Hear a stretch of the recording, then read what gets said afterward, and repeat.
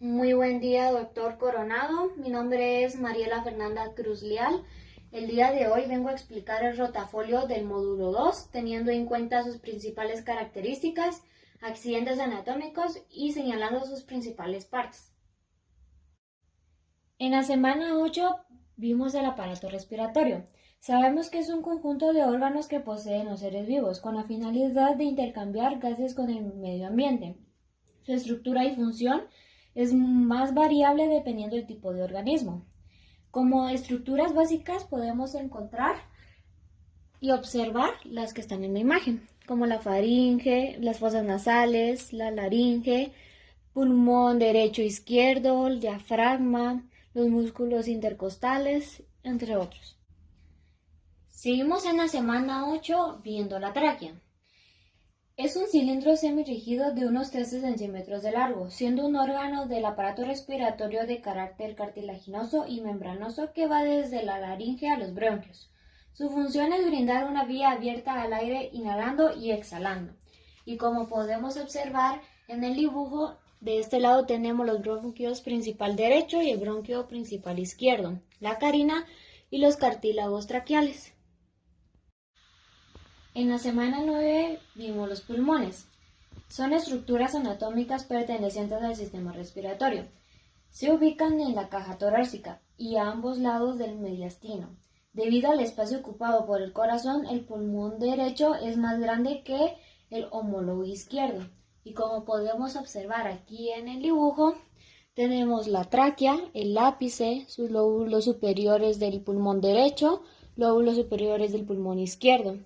La cisura horizontal, lóbulo medio, cisura oblicua y lóbulo inferior. De este lado tenemos el bronquio primario, bronquio secundario, bronquio terciario. Seguimos en la semana 9 con la base y vértice. Sabemos que el vértice correspondiente a su porción superior y una base o porción inferior que se apoya en el músculo del diafragma. Como podemos notar aquí en la imagen, de este lado tenemos el vértice, la cara costal, la cara mediastínica y la cara diafragmática. Seguimos en semana 9 con la segmentación pulmonar. Como podemos observar en el dibujo, encontramos el lado apical, el apical posterior, el lado posterior, el inferior, anterior, el lado lateral, el inferior, el lado superior, basal anterior y basal anteromedial, basal lateral, medial y superior. En la semana 10 empezamos con el corazón, la configuración externa.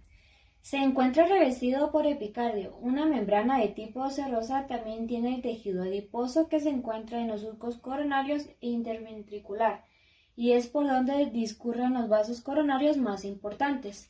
Y como podemos observar en el dibujo, de este lado tenemos la arteria aorta, la arteria pulmonar, la orejuela de la arteria izquierda y de este lado la derecha. Vena cava superior, ventrículo derecho y ventrículo izquierdo. Seguimos en semana 10 con el corazón, la configuración interna. Esta está constituida por 4 cavidades, 2 en el lado derecho y 2 en el lado izquierdo. Las cavidades situadas en la parte superior se denominan aurículas y las 2 situadas en la parte inferior se denominan ventrículos. Y como podemos observar aquí en la imagen, de este lado tenemos la arteria aorta, la arteria pulmonar, las venas pulmonares, aurícula izquierda y de este lado tenemos la derecha, la vena cava, ventrículo derecho y izquierdo. Y por último, el miocardio. Estamos en la semana 10 con el mediastino. Es el compartimiento anatómico extrapleural situado en el centro del tórax, entre los pulmonares derecho e izquierdo, por detrás del esternón y las uniones parodontales, y por delante de las vértebras torácicas y de la vertiente más posterior de las costillas óseas. Como podemos observar aquí en el dibujo, de este lado tenemos el mediastino superior y el inferior, el diafragma, el ángulo internal, costilla 1, mediastino anterior, mediastino medio y por último el posterior. Semana 10, pericardio. Sabemos que es una membrana fibrosa doble que envuelve el corazón y cuya capa interior está revestida de una membrana serosa. Como podemos observar aquí en el dibujo, de este lado tenemos el diafragma, la cavidad pericardia. Por aquí tenemos el pericardio fibroso, pericardio parietal, el pericardio visceral, miocardio y por último el endocardio. En la semana 11 vimos el sistema digestivo. Sabemos que es un conjunto de órganos encargados del proceso de la digestión, es decir, la transformación de los alimentos para que puedan ser absorbidos y utilizados por las células del organismo.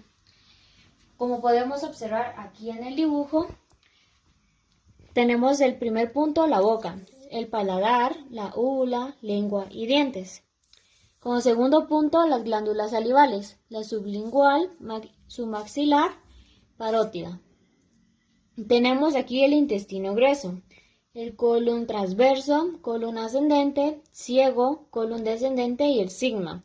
Por último, de este lado podemos encontrar el hígado, la vesícula biliar, conducto biliar común y por este el estómago, páncreas y el conducto pancreático, el apéndice y el ano.